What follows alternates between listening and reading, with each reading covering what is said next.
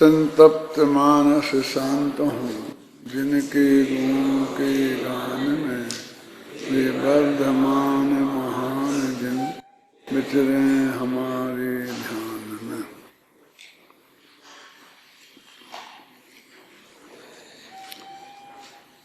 संतानवेवीं गाथा चलेगी, पढ़ो गाथा।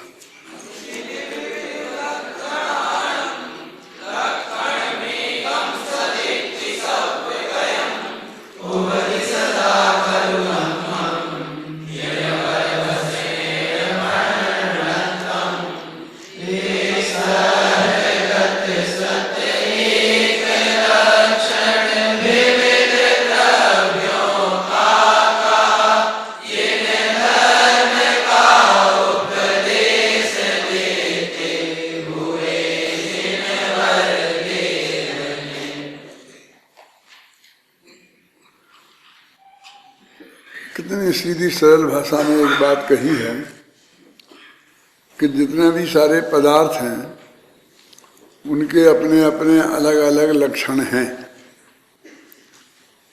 और वे पूरी तरह स्वतंत्र हैं। फिर भी शास्त्रों में जो सब में पाया जाता है ऐसा एक लक्षण, जैसे सत नाम का एक लक्षण, सत द्रव्य लक्षणम, इस सत नाम का एक लक्षण और जनागम में कहा गया है। वो सादृश्य अस्तित्व के आधार पर सभी पदार्थों में एकत्व स्थापित करने वाला इस सत नाम का लक्षण है। देखो अपन टीका पढ़ते हैं। तात्पर्य यह है कि अपने अपने स्वरूपास्तित्व से संपन्न सभी द्रव्यों को मिलाकर एक लक्षण सत ऐसा जनभर देव ने कहा है। मन सादृश्य अस्तित्व के आधार पर यहाँ जो सत शब्द है, तो सत के दो भेद किए थे ना, एक सादृश्य और एक स्वरूपास्तित्व। तो यहाँ सत लक्षण जो कहा है वो स्वरूपास्तित्व के रूप में मत लेना, सादृश्य अस्तित्व के रूप में लेना। यद्यपि एक मैंने पढ़ा है पूरा, बहुत ही सरल है, बस थोड़ा उपयोग को केंद्रित करके पढ़ो। तो इसका बिल्कुल इसके बारे में एक शब्द भी बोलने की जरूरत नहीं है। देखो, यद्यपि इस श्लोक में विचित्रता से विस्तारित सभी द्रव्य अन्य द्रव्यों से व्यावृत रहकर अपने अपनी सीमा में रहते हुए विशेष लक्षण भूत स्वरूपास्तित्व से लक्षित होते हैं। ये यद्यपि है, इसके बाद तथापि आएगा।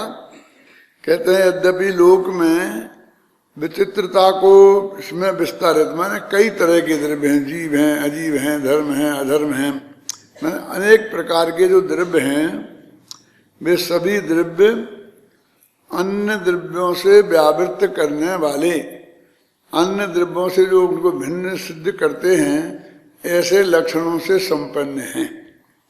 लक्षण की परिभाषा ना, अन्य से व्यावृत्ति जो करें, शायद राजवार्तक में ये परिभाषा दी है ना, न्याय दीपिका में पढ़ी होगी तुमने। हेतु लक्षण व्यतिकीर्ण वस्तु व्यावृत्ति हेतु लक्षण। तो कहते अन्य द्रव्यों से अपनी व्यावृत्ति के लिए, अपनी पृथकता स्थापित करने के लिए प्रत्येक का अपना अपना लक्षण बिल्कुल जो स्वरूपास्तित्व के रूप में है वो हरेक में विद्यमान है। यद्यपि ये सब विद्यमान है, अब जरूरत क्या थी? कि सवाल जरूरत का थोड़ी है, जरूरत है ये भी बताएंगे क्या जरूरत है, लेकिन जरूरत नहीं भी हो तो सारी दुनिया तुम्हारी जरूरत के हिसाब से थोड़ी चलती है। लोक में जो है वो है, वो तुम्हारी जरूरत हो तो है और नहीं हो तो है। स्वरूपास्तित्व के अवलंबन से, हाँ ये हो गया ना, उत्पन्न होने वाले नहीं कहाँ आ गए ऊपर, तथापि सभी द्रव्यों का विचित्रता के विस्तार को अस्त करता हुआ, अब वो विस्तार है ना, हरेक के स्वरूपास्तित्व का लक्षण है, और वो ऊपर उठ रहा है, उभर रहा है सब, तो कहते उसको जरा अस्त कर दो। अस्त कर दो, कैसे अस्त किया जाता भैया? अब नए चक्र की क्लास अभी चल रही थी ना, बस गुण गुण कैसे किया जाता है? चुप्पी, उसके बारे में चुप्पी साधना, यही गौण करने का अर्थ है। इससे अधिक कोई गौण करने का अर्थ नहीं है। आज सुबह जो प्रवचन चल रहा था, तो उसमें जो पूछा गया था जिन लोगों से कि क्या सारांश इसका है, और फिर किसी ने कुछ कमेंट ज़्यादा कुछ किया नहीं, कुछ बता नहीं पाया वो लड़का। तो क्या पता कोई था भी नहीं था यहाँ, क्या था कि था तो क्यों। उसमें तो बहुत अत्यंत स्पष्ट रूप से ये बात कही थी कि किसी भी व्यक्ति की हमें जांच करनी है कि वो सम्यक दृष्टि है कि नहीं है। तो कैसे जांच करें हम, कैसे जांच करें? वो सम्यक ज्ञानी है कि नहीं है, इसकी जांच हम कैसे करें, इस बात को बहुत विस्तार से समझाया था, जो अत्यंत उपयोगी बात थी। पर हम देखते हैं कि निशा बहुत बिल्कुल शांत है, गालियां देते रहो तो चुपचाप सुनता रहता है, और बिल्कुल किसी से कुछ बोलता नहीं है, और फिर वो आलू जमी गंध भी नहीं खाता है। जो भी आपको उसमें अच्छाई दिखती हैं, वो उसके आधार पर हमने निर्णय कर लिया कि ये सम्यक दृष्टि है। तो ये सम्यक दृष्टि होता है। ये तुमने निर्णय कहाँ से किया कि जो ऐसे गुण जिसमें होते हैं, हमने तो सम्यक दृष्टियों के चरित्र शास्त्रों में पढ़े हैं, तो भरत चक्रवर्ती जैसे लोग भी उसमें थे कि जिन भाई पे चक्र भी चलाया था। थोड़ा तुम्हें 4 गालियां सुन ली तो वो सम्यक दृष्टि होता है, और एक के जवाब 4 में दे दिया कि गालियों का जवाब चांटे से दे दिया, क्यों? तो वो मिथ्या दृष्टि होता है।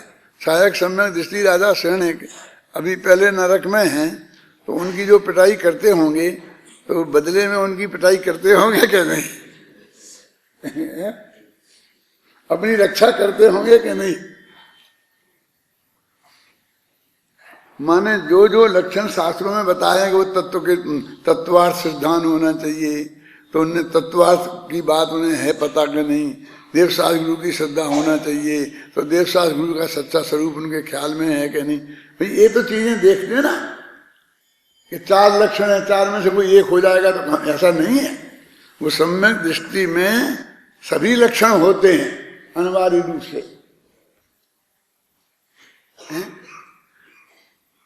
तो उसमें एक मुद्दे की बात कही थी कि हम चाहे जिसको चाहे जहाँ जैसा घुसत फिरते हैं, तो उसने एक लाइन लिखी नहीं है और तुमने उसके शकल देखी नहीं है, प्रवचन भी सुना नहीं है, तो काय के आधार पर तुम नक्की कर लिया?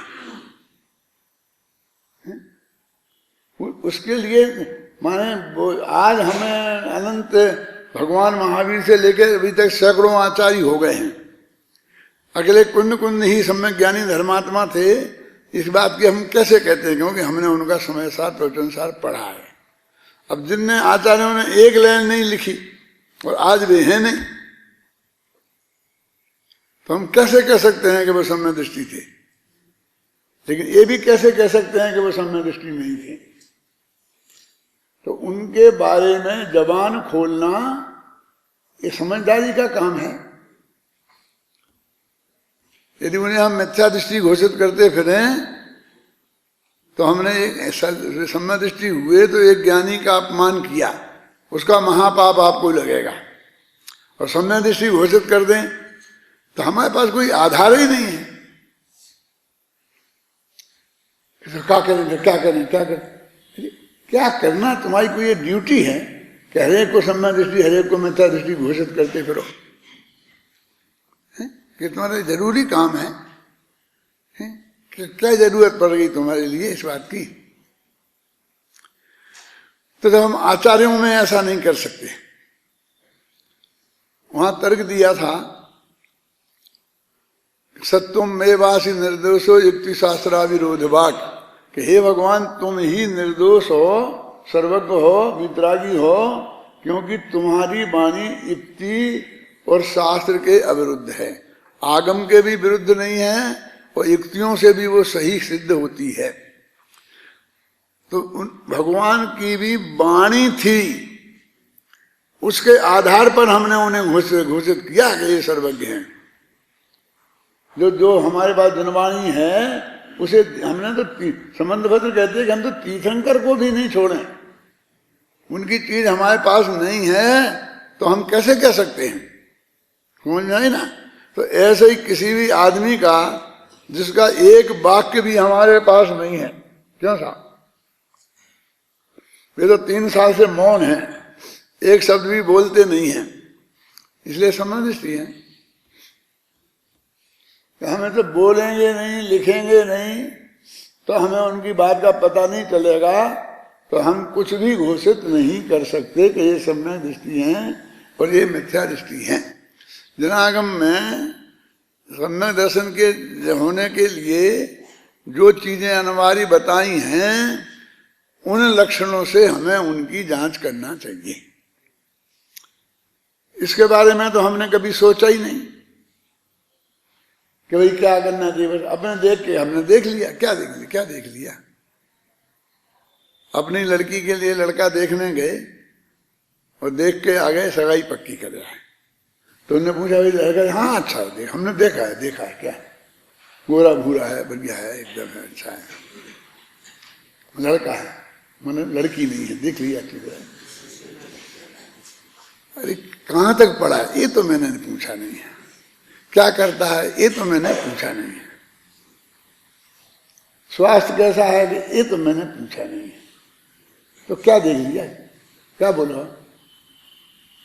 तो आप उन्हें मूर्ख कहते हो। अरे तुम्हारी पत्नी तुम्हें मूर्ख कहेगी यदि ऐसा करके आओगे तो। तुम हमारी बात कहते हो कि हम कहते हैं तुम्हें, तुम कौन हो हमारे जो हम तुम्हें मूर्ख नहीं कह सकते? तुम मूर्ख हो तो मूर्ख कह सकते हैं कि नहीं कह सकते हैं? लेकिन तुम्हारी पत्नी भी तुम्हें मूर्ख कहेगी कि नहीं कहेगी?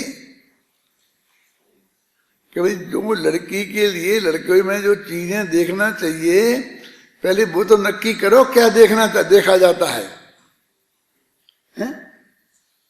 तो सम्यक दर्शन है कि नहीं है, ये देखने के लिए क्या देखा जाता है ये तो करो।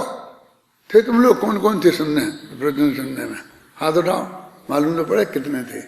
मैं इतना समझता हूँ झूठा हाथ कोई नहीं उठाएगा मेरे सामने, क्योंकि मैं कोई सजा तो देने वाला हूँ नहीं, निकालने वाला भी नहीं। मैं तो सिर्फ सत्य का ज्ञान करना चाहता हूँ, नहीं तो मेरे को विकल्प आएगा तो मुझे वहां से उठ के यहाँ देखने आना पड़ेगा।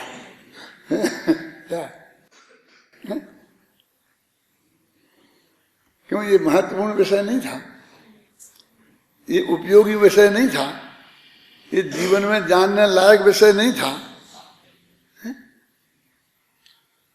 काय के आधार पर नक्की करते हैं?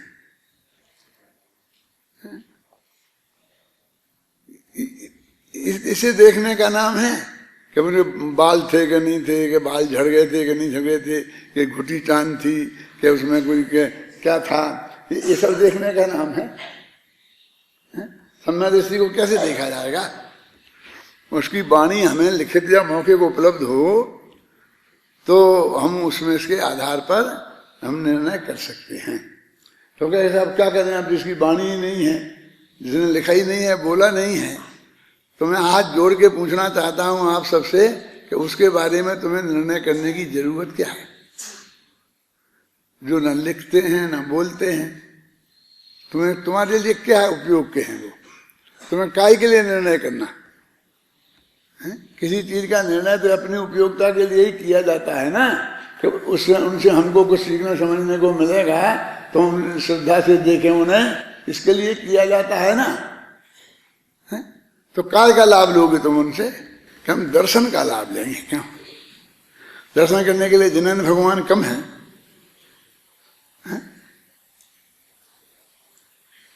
अपने मंदिर, इतने मंदिर है ना, तो भगवान के दर्शन करो ना। सम्यक दृष्टियों के दर्शन का लाभ कहीं बताया हो तो बताओ। एक आध दर्शन स्तुति ऐसी लिखी हो कि जिसमें सम्यक दृष्टियों के दर्शन की बात बताई हो तो मुझे बताओ। सम्यक दृष्टि दर्शन करते हैं, सम्यक दृष्टि दर्शन देते नहीं है। क्या करते हैं? क्यों? अपने भगवान आत्मा का दर्शन करते हैं और अनंत सिद्ध परमेश्वरी का भी दर्शन करते हैं, पंच परमेश्वरी का दर्शन करते हैं। वे दर्शनीय नहीं है। क्यों? अभी हम यहाँ कहें कि जो हमारे यहाँ विद्वान हैं बहुत उच्च कोटि के, एकदम दर्शनीय, तो दर्शनीय का हम क्या करें? यदि वो हमें कुछ पढ़ाएं, लिखाएं, बताएं, क्यों, तो हमारे लिए उपयोगी है ना। दर्शन करने के लिए तो अपन ने इतनी मूर्तियां ऊपर विराजमान करी हैं कि नहीं, एक से एक बढ़िया, बिल्कुल बेदाग। जिनके जीवन में दाग ही दाग हैं, ऐसे लोगों को दर्शनीय क्यों बनाते हो? यानी बहुत महत्वपूर्ण विषय वस्तु थी, तो मैंने बहुत गहराई से सुनने की कोशिश की कि ये क्या बताते हैं, लड़कों ने क्या ग्रहण किया।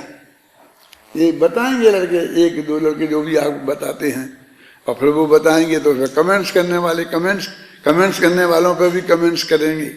मैं सब सुनना चाहता था, लेकिन आज कोई जल्दी होगी है? और इसलिए कुछ चलेगा जल्दी, कोई बात नहीं है। लेकिन ये चीजें अत्यंत उपयोगी थी और उन पर ध्यान दिया जाना चाहिए, इसलिए मैंने आपको रिपीट करके थोड़ा सा बताया है। अभी अपनी बात तो ये चल रही है कि प्रत्येक द्रव्य में अपना अपना अस्तित्व है, स्वरूपास्तित्व के नाम से वो पूरी तरह स्थित है। फिर भी जैन आगम में सब में कॉमन रूप से पाया जाने वाला एक सत सामान्य नाम का लक्षण भी है, जो उसके सादृश्य अस्तित्व को बताता है। यही बात है ना। चलो, इसके लिए एक बहुत अच्छा शब्द है इसमें, ये सर्व पदार्थ परामर्शी है ना। इसमें कोष्टक में दिया है, सर्व है परमात्मा, देखा, सर्व पदार्थ पराम, 5वीं लाइन में हिंदी में सर्व पदार्थ परामर्शी, माने ये सब पदार्थों को स्पर्श कर लेता है, सबको पकड़ लिया जिसने, समझे ना।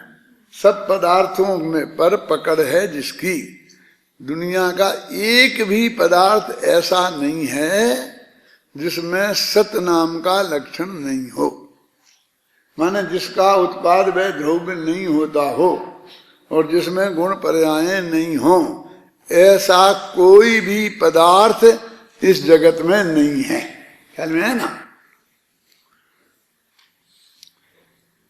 प्रत्येक द्रव्य की सीमा की उपेक्षा करता हुआ, एक तो वो प्रत्येक द्रव्य की सीमा में रहता है, कौन सा, वो जीव का जीव में जो उसके मैं शब्द में भूल जाता हूँ, स्वरूपास्तित्व, प्रत्येक द्रव्य का जो स्वरूपास्तित्व है उसको रहने हमारा अपनी, लेकिन उसकी सीमा को की उपेक्षा, प्रत्येक द्रव्य की सीमा की उपेक्षा करता हुआ, माने उस सीमा पर ध्यान नहीं रखो। उस सीमा की तुम बात करोगे, अपन कहते हैं एक द्रव्य दूसरे द्रव्य से अलग है, अत्यंत अभाव की वज्र की दीवार खड़ी है, थोड़ी दीवार तोड़ो, नहीं दीवार नहीं टूटे तो रास्ता बनाओ, उसमें से एक गेट रख लो, देखा ना कि प्रत्येक द्रव्य की सीमा की उपेक्षा करता हुआ सत ऐसा जो सर्वग्राही सामान्य लक्षण भूत सादृश अस्तित्व है, वह वस्तुतः एक ही होता है। वो सारे विश्व में एक ही है बस। इस प्रकार सत ऐसा वचन और सत ऐसा ज्ञान, वचन रूप भी नए होते हैं, प्रमाण होते हैं, ज्ञान रूप भी होते हैं ना, सर्व पदार्थों का स्मरण कराने वाला है। सर्व पदार्थों का स्मरण कराने वाला है माने सर्व पदार्थ परामर्शी है, परामर्श कराने वाला है। सादृश्य अस्तित्व का लक्षण क्या हुआ? सर्व पदार्थ परामर्शी, सभी पदार्थों में को अपने में समाहित कर लेने वाला उस सादृश्य का एक ऐसा लक्षण है। अभी वो क्या कहते हैं, जब सब टूट गए, सब मिल गए, हमने कितनी मुश्किल से हर एक की सीमाएं कायम की थी, मेरा समझना। हमने सब बताया था कि ये गीत मिथ्या दृष्टि है, ईश्वर जगत का कोई कर्ता नहीं है, कपड़े वाले कोई मुनि नहीं होते हैं, ऐसे हमने सब समागे इतनी सीमाएं बांध दी थी क्या? तुम सब में बिल्कुल, तुम तो एक शुद्ध बुद्ध वाले, कांजी स्वामी वाले, वो ये हो, नहीं तुमने सब तोड़ दी। तोड़ोगे कि नहीं तोड़ोगे? वो आंदोलन होगा ना काय का, सल्लेखना का, तो उसमें जाओगे तो नहीं जाएंगे हैं? क्या आप भेजोगे तो जाएंगे, भेजेंगे ना, तो थोड़ा उसे तोड़ना पड़ेगा कि नहीं? हम सब एक हैं सर, क्योंकि हम सब भगवान महावीर के भगत हैं, हम 24 तीर्थंकरों को मानने वाले हैं, हम उनको वीतरागी सर्वज्ञ मानने वाले जितने भी हैं वो सब हम एक हैं। तो ये सर्व जैनी परामर्शी हो गया, तो तुम्हारा सम्यक दर्शन तो नष्ट हो जाएगा इसमें। वो जो नकली सम्यक दृष्टि है उनका नष्ट हो जाता है, इसलिए पूछ रहा हूं मैं। कोई सम्यक दृष्टि हो जाएगा जिसने जो ये भी कहेगा कि श्रीराम मर्मत को गीत मिथ्यात्व में डाला है, बहुत ऐसा किया, 5वें अध्याय में रख दिया है, ऐसा कहने वाला उसका भी हो जाएगा क्या? कुछ नहीं, ये बिल्कुल अलग चीज है, समझे ना। यानी इससे हम उसके बाहर तो निकल आए, लेकिन उसकी मर्यादा टूटी नहीं। हम मुख्य दिगंबर हैं, ये बात में कहीं कोई अंतर नहीं पड़ा आज तक, ना आना चाहिए। और हम में यदि ऐसी सामर्थ्य नहीं है तो कहीं ना कुछ गड़बड़ है। माना हर भारत के नागरिक को भारतीय होना चाहिए कि नहीं? तो भारत के लिए खड़ा होना पड़ेगा कि नहीं? 10 साल से राजस्थान में रहे तो राजस्थान का कुछ होना पड़ेगा कि नहीं? कोई राजस्थान के हित की बात आएगी तो खड़े हो गए कि नहीं? और जयपुर के हित की बात आएगी तो, जयपुर के जैन मंदिरों के हित की बात आएगी तो कितने स्टेज होंगे। और हमको नहीं चाहते हुए भी उनमें से अनेक स्टेजों पर शामिल होना होगा अपनी अपनी हैसियत से। यदि आपकी कोई हैसियत ही नहीं है, आप कुछ कर ही नहीं सकते हैं, आपकी कोई गिनती ही नहीं है, तो आपको कोई पूछेगा भी नहीं। क्यों? जो उन्हें बुलाते हैं ना, बुलाते हैं और कहते हैं हम नहीं आते हैं, तो मना के बुलाते हैं कि आप खड़े हो जाएंगे तो इतने प्रतिनिधि हमारे आगे कहलाएंगे। आप जाओगे तो धक्का मार के निकालेंगे, पूछेंगे तुम जैनी हो, सर्टिफिकेट बताओ। क्यों? ये जैनियों की सभा है, इसमें नहीं आ सकते आप। मेरे कहने का मतलब ये है कि स्वरूपास्तित्व जो समझाया था ना अपना, और परद्रव्य के रंच मात्र भी कर्तृत्व नहीं, भोक्तृत्व नहीं, अस्तित्व नहीं, स्वामित्व नहीं, ऐसा समझाया था, वो अपनी जगह पूरा का पूरा कायम है। समझ गए ना? और फिर भी रास्ता खुलता है सर्व पदार्थ परामर्शी, एक जो लक्षण है जिसका नाम सत है, उस लक्षण से सादृश्य अस्तित्व से हम जुड़ते हैं। यदि सभी पदार्थों का स्मरण कराने वाला मन सर्व पदार्थ परामर्शी ना हो तो कोई पदार्थ सत होगा, कोई असत होगा, कोई सत असत होगा, कोई अवाच्य होना चाहिए, किंतु यह तो विरुद्ध ही है, क्योंकि सत ऐसे वचन और सत ऐसे ज्ञान से सर्व पदार्थ परामर्शी होने की बात वृक्ष की भांति सिद्ध होती है। ये भी वही पंच रत्न की स्टाइल आ गई कि वृक्ष की भांति है। वृक्ष की भांति क्या है बताओ? वो वृक्ष की भांति बताएंगे। वो कहते हैं कि देखो तुम सत्य नहीं मानोगे तो क्या मानोगे? असत मानना पड़ेगा। असत तो है ही नहीं, अपने को असत मानना है क्या? असत नहीं है तो सतासत मानना पड़ेगा, उभय मानना पड़ेगा, नहीं तो अवाच्य माने कोई ना कहीं तो जाके खड़ा होना पड़ेगा ना। है क्या हो तुम? क्योंकि जैन दर्शन में अभाव भावात्मक होता है। एक वाक्य है ना न्याय में, तुच्छा भाव कुछ नहीं होता, भावांतर स्वभाव होता है। कोई जब हम ये कहते हैं नास्ति कहते हैं तो प्रश्न आता है किसकी? नहीं उसी की नास्ति। अरे उसकी नास्ति नहीं है, उसमें किसी पर की नास्ति है। उसकी पर में नास्ति है। नास्ति हवा में नहीं होती। नास्तित्व नाम का एक धर्म है, वो गुण है आत्मा का। धर्म कहो चाहे गुण कहो एक ही बात है। जिसकी पर्याय नहीं होती उसे धर्म कह देते हैं। जैसा वो अस्थि है वैसा ही नास्ति है, जैसा नित्य है वैसा ही अनित्य है, जैसा ही भेद है वैसे ही उन दोनों की हैसियत बिल्कुल बराबर की है। ऐसा नहीं है वो अस्तित्व वाला तो ज्यादा ताकतवर होगा और नास्तित्व वाला ऐसा नहीं, कमजोर नहीं है। देश के अंदर की सुरक्षा अस्थि से होती है और बाहर से सुरक्षा जैसे अपनी सेना सबका के लिए रखी है अपन ने, पाकिस्तान के लिए, श्रीलंका के लिए, नेपाल के लिए, अमेरिका के लिए, चीन के लिए, ये अपने लिए थोड़ी रखी। अपने लिए तो कहीं सेना बुलानी पड़े तो बहुत दुर्भाग्य माना जाता है कि सेना को भेजना पड़ा वहां शांति स्थापित करने के लिए।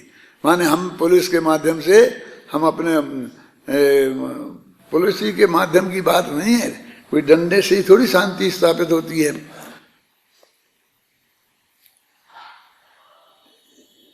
देखो जब ये मस्जिद गिरी थी ना, अब उसको आजकल उसका नाम नया हो गया है विवादस्त ढांचा। ना उसे मस्जिद कह सकते हैं ना मंदिर कह सकते हैं। वो गिरा था तो ये सब बड़े बड़े नेता गिरफ्तार हो गए थे, जिसमें अडवाणी भी गिरफ्तार हो गए थे। तो ये बड़े बड़े नेताओं को जेल में रखना था तो कहाँ रखें? क्योंकि जहां मालूम पड़ता था कि जैसे यहाँ रखा है तो आसपास की जनता भड़क जाती थी, जेल को घेर लेती, उधमबाजी करती, जो उनकी पार्टी वाले लोग होते हैं ना। तो ये बहुत करना मुश्किल होता है। तो अडवाणी जी को और एक आध आदमी को उनके साथ में ये ललितपुर में की जेल में रखा था। क्या मैं बताता हूँ सच्ची घटना। तो वहां का कलेक्टर और एसपी बहुत तगड़े थे, मतलब इतने अच्छे थे कि वो किसी भी कीमत पे अशांति नहीं होने देंगे। तो मतलब कोई जगह ज्यादा महत्वपूर्ण नहीं थी, वो व्यक्ति जो दोनों थे वो इतने अधिक महत्वपूर्ण थे कि वो ऐसा कहा जाता था कि इनकी वजह से यहाँ अडवाणी जी को जेल में रखा गया। समझ में ना आपकी? माने वो बहुत अच्छे प्रशासक थे। तो मेरा अहिंसा का व्याख्यान हुआ तो उनकी अध्यक्षता में हुआ। दोनों ही आए थे, कलेक्टर भी और एसपी भी, एक अध्यक्ष एक मुख्य अतिथि, ऐसा बना था। भाषण हुआ, उस सुनने के बाद उनने जो वहां कमेंट्स किया वो मैं तुमको सुनाना चाहता हूं बहुत मार्मिक। उनने कहा कि लोग कहते हैं कि हमारी वजह से यहाँ शांति नहीं। क्या हमारी वजह से हम क्या कर सकते हैं? हम तो गोलियां चला के लोगों को मरवा सकते हैं, और मरने का नाम शांति हो तो कर सकते हैं हम। शांति तो आप जैसे भाषण देने वाले संतों के से होती है स्थापित। ये उनने जो सर्वश्रेष्ठ माने गए थे प्रशासक, उनने ये बात कही थी, दादा आपको याद हो तो, आप भी थे ना साथ में। तो वहां ये बात कही थी उनने कि इसलिए माना गया। मैं ये कहना चाहता हूं कि पुलिस और सेना से नहीं रहती है शांति। शांति जिस देश में जितने भी सत्य का उपदेश देने वाले हैं, अहिंसा का उपदेश देने वाले हैं, जिनके उपदेश को जनता सुनती है, मानती है, उन सब की वजह से शांति रहती है। नहीं फिर रेडियो पर पुलिस सुपरिटेंडेंट की अपील करवाएं, फिर मुख्यमंत्री की अपील क्यों कराई जाती है, विरोधी नेता की अपील क्यों कराई जाती है, क्यों महात्मा संतों की अपील क्यों कराई जाती है, हैं? यदि हिंदू मुस्लिम दंगे हो जाएं तो मुसलमानों के नेताओं को पकड़ेंगे, नेता माने सभी साधु संत जो उनके होते हैं, उन्हें क्या बोलते मौलवी है, और हिंदुओं के साधुओं को पकड़ेंगे और उनसे कहेंगे तो वे करा देते हैं शांति। बाद में लोग ऐसा भी कहने लगते हैं कि नहीं शांति कराई थी। मतलब उनकी वाणी में ताकत होती है, वे जरा उकसा दें तो अशांति हो जाए, वे जरा अशांति रहने की अपील करें तो जगत शांति हो जाती है। आप समझे? तो इसलिए कहते हैं कि ऐसी कोई बात नहीं है। देखो फिर उपस्थित कहाँ पढ़ रहे थे अपन? हाँ, वृक्ष की भांति। हाँ क्या, हाँ मुझे मिल नहीं रहा वो। सर्व परामर्शी वृक्ष की भांति ही सिद्ध होती है। अब वृक्ष की भांति, अब जब सारे वृक्ष है ना, तो ये नीम का वृक्ष है, आम का वृक्ष है, शीशम का वृक्ष है, तो ये एक इनमें ये सब वृक्ष है ना, तो वृक्ष की दृष्टि से सब एक हैं कि नहीं? अब इसमें नीम का, आम का, इनको क्या तकलीफ हुई कि तुम हमको नीम नहीं कहके वृक्ष कहते हो? क्यों? हम वृक्ष भी कहते हैं, नीम भी कहते हैं, लेकिन जब हम इस एरिया की सफाई करने की बात सोचेंगे ना, तो हम ये नहीं कहेंगे नीमों को काट दो, ये कहेंगे वृक्षों को काट दो। समझ में आया ना? और जब हमको यहाँ पर अच्छा बाग बगीचा लगाना होगा तो हम ये नीमारोहण नहीं कहेंगे, वृक्षारोपण कहेंगे। समझ में आया कि नहीं आई? मान ये उपयोगिता है उसकी, वृक्ष की, कि हमें कोई पक्षपात नहीं है आम से, नीम से, किसी से, हमको तो वृक्ष लगना चाहिए। हम ऐसे भेद कर देते हैं छाया वाले वृक्ष, फलाने जैसे वृक्ष, फल फूल वाले वृक्ष। जैसे सड़कों के किनारे जो पेड़ लगाए जाते हैं, तो कौन से लगाए जाते हैं? छाया वाले, फल वाले क्यों नहीं? जिनके फल खाए जाते हैं, यदि वे पेड़ लगा देते सड़क के किनारे तो कितने आम पैदा हो जाते, माने खाने वाले कितने फल हमारे देश में पैदा हो जाते, हम विदेश में भी भेज सकते थे, क्योंकि वो जगह बेकार जाती है, कुछ पैदा नहीं हो पाता। और ये चीजें सब पैदा हो जाती ना, कभी पेड़ तो लग जाते, लेकिन सड़क पर हर एक के सिर फूटते। ये बच्चे आम को तोड़ने के लिए पत्थर मारते, तो जो भी सड़क पे जाने वाला होता उसके माथे में लगता। ऐसा ही नहीं, बहुत सोच समझ कर फल वाले पेड़ नहीं लगाना, बुद्धि पूर्वक। जो कोई पत्थर मारे ऐसे पेड़ नहीं लगाना, और छाया हो, ज्यादा कूड़ा करकट नहीं फैलाएं। ऐसे भी होते हैं ना, कह देखो दिन भर कूड़ा पड़ा रहता है, तो ऐसे वो सोच समझ के पेड़ लगाए जाते हैं। तो ऐसा ही कहते हैं कि वृक्षत्व की भी उपयोगिता है, और आम वो वगैरह जो भेद हैं उनकी भी उपयोगिता है। वृक्ष की भांति कहा ना, जिस प्रकार अनेक प्रकार के बहुत से वृक्षों से अपने अपने विशेष लक्षण भूत स्वरूपास्तित्व के अवलंबन से उत्पन्न होने वाले अनेकत्व को सामान्य लक्षण भूत सादृश दर्शक वृक्षत्व से उत्पन्न होने वाला एकत्व त्रिवहित कर देता है। क्या कह रहा है? देखो, हर एक का अपना अलग अलग लक्षण है, तो उसने क्या किया था? इतने भेद खड़े कर दिए थे, उसमें अनेकता पैदा कर दी थी। तो इसने क्या किया वृक्षत्व ने कि उस अनेकता को तोड़ दिया और एकता पैदा कर दी। तो अनेकता में तो भेद होता है, झगड़ा होता है, टूट फूट होती है, जो बोलते हैं ना, फूट पड़ गई। और एकत्व में संगठन होता है। लिखा ना, देखो जैसे वो अनेकत्व को सामान्य लक्षण भूत, जो अनेकत्व था स्वरूपास्तित्व के अवलंबन से, जो अनेकत्व था उस अनेकत्व को सादृश्य अस्तित्व के अवलंबन से तोड़ दिया और एकत्व स्थापित कर दिया। ऐसा उल्टा कहेंगे, अभी घबराना नहीं,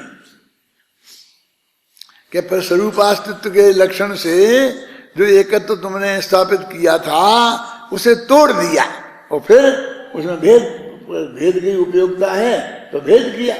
तो दोनों तरह से ऐसा होता रहता है। देखो, उसी प्रकार अनेक प्रकार के बहुत से द्रव्यों मिलके अपने अपने विशेष लक्षण भूत स्वरूपास्तित्व के अवलंबन से उत्पन्न होने वाले अनेकत्व को सामान्य लक्षण भूत सादृश्य दर्शक सतपने से उत्पन्न होने वाला एकत्व तुरोहित कर देता है।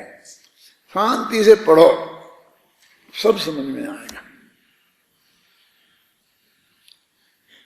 मतलब इतनी अच्छी भाषा में लिखा गया है सर कि उसमें कुछ भी प्रवचन करने की जरूरत रह नहीं जाती है।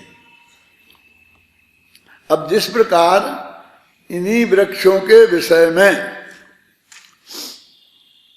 वृक्ष मत बदल देना, क्योंकि अपना वो नियम है ना कि वो तो गणित में भी होती है ना, रेखा गणित में, कि वो दो भुजाएं, दो कोण, तो वे बेई के बेई होना चाहिए तब बदलने। ऐसा नहीं होता है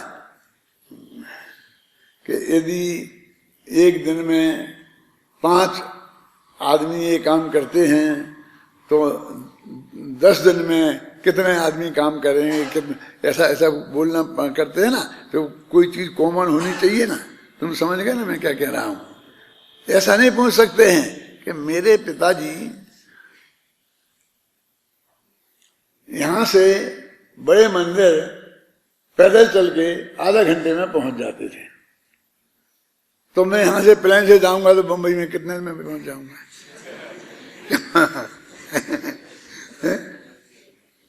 तो ऐसा प्रश्न नहीं पूछा जा सकता है ना। मैंने एक वो कॉमन होना चाहिए ना, तो ऐसे ही इसमें भी है, ये कॉमन होना चाहिए, नहीं तो वो प्रश्न नहीं बनेगा। 2 लक्षण हो गए अपने पास, एक सत्य और एक प्रत्येक द्रव्य का अलग अलग। उसे एक को हम कह नहीं सकते क्योंकि तो अनंत पदार्थ है। जीव का कहेंगे तो चेतन लक्षण, जिसका जो कहेंगे उसके अलग अलग हो गए ना। तो ये दोनों एक को प्रमुख करते हैं तो दूसरे को दबा देता है। क्या कर देता है? गौण कर देता है। गौण कर देता है माने चुप्पी। यदि उसके बारे में हम कुछ बोलते ही रहे, चुप करना है, चुप करना है, तो चुप को तो मुख हो गया। हमें व्यवहार को बिल्कुल व्यवहार है, बिल्कुल है, बिल्कुल शुभ भाव रंच मात्र भी मुक्ति का कारण नहीं है, चाहे जिस जाति का हो, उच्च कोटि का हो।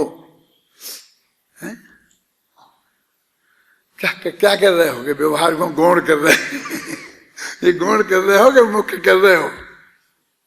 बोला निश्चय नए के बारे में एक शब्द नहीं बोला और व्यवहार को गालियां देते रहे घंटे भर और कहते हमने व्यवहार का, हमने गौण, तुमने गौण कहाँ किया?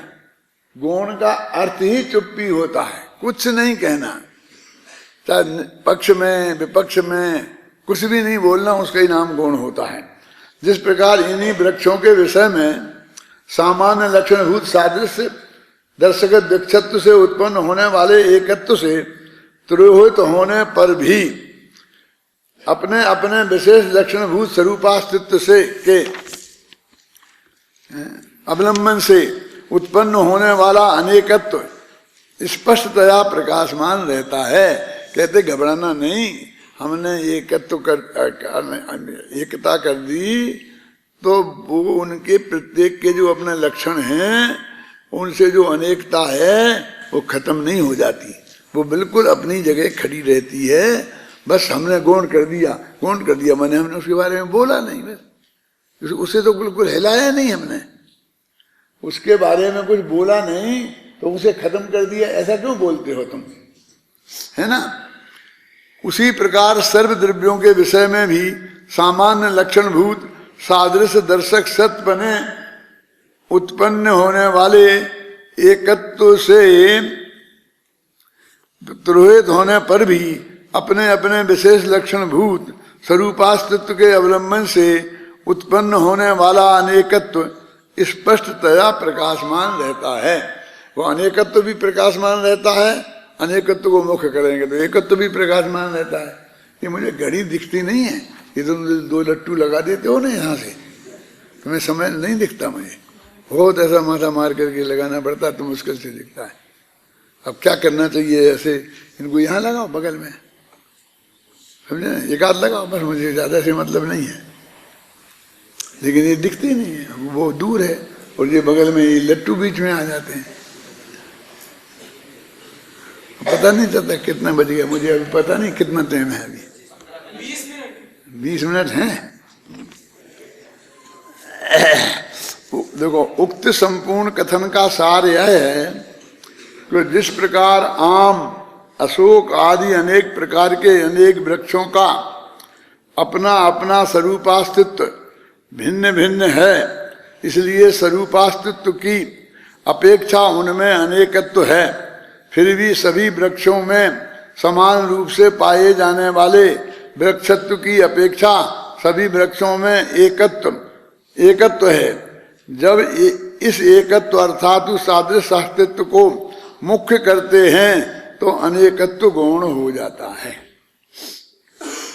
अब ये मुख्य गौण की व्यवस्था है। अभी अपने यहाँ आ गए ना, 114वीं गाथा आएगी ना, 114वीं है ना, दिब्बत्थेण निकालो, है ना, दिब्बत्थेण पयत्थेण, ऐसे बोलो, गाथा है ऐसी। हाँ बोलो।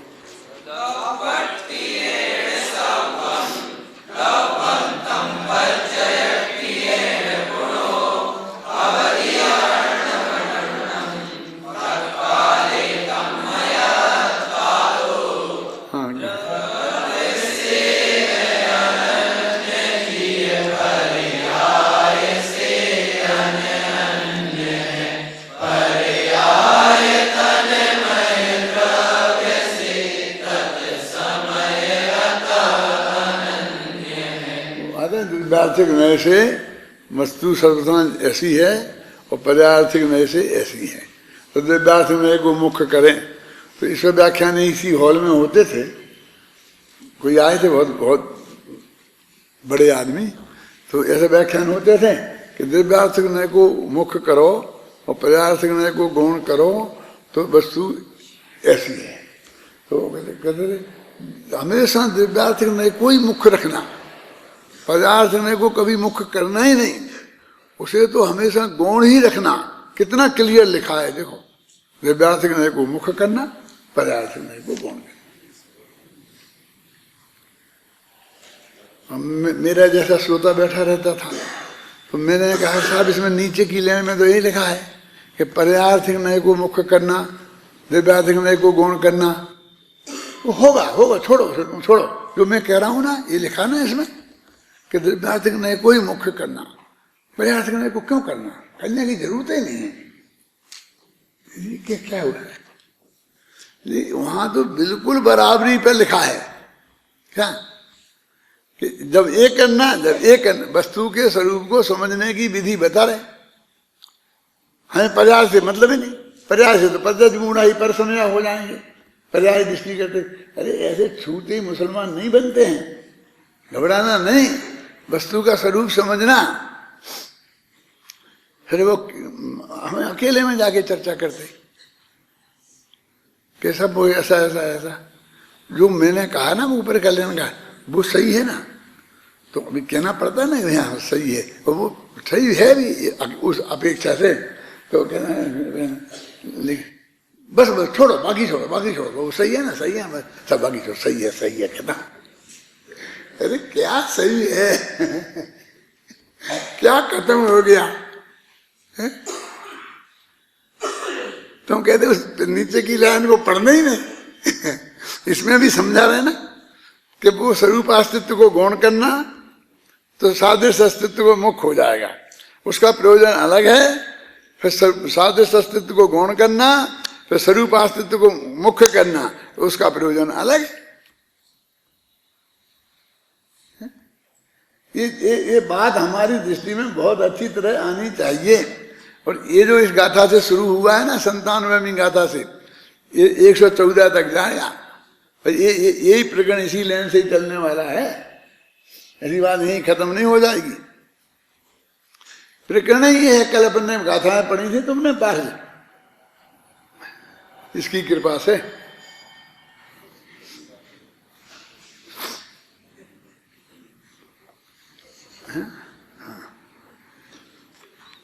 लोग उसमें आया था ना, वही विषय आया था, दूसरा विषय कोई आया नहीं था।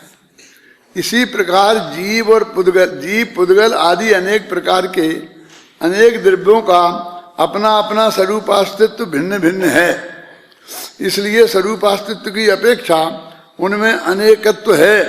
फिर भी सभी द्रव्यों में समान रूप से पाए जाने वाले द्रव्यत्व की अपेक्षा सभी द्रव्यों में एकत्व है, यही है ना। और जब इस एकत्व अर्थात सादृश अस्तित्व को मुख्य करते हैं तो अनेकत्व गौण हो जाता है। इस प्रकार जब सामान्य सत्पने की मुख्यता से लक्ष्य में लेने पर सभी द्रव्यों में एकत्व की मुख्यता होने से अनेकत्व गौण हो जाता है, तब भी वह अनेकत्व स्पष्टतया प्रकाशमान रहता है।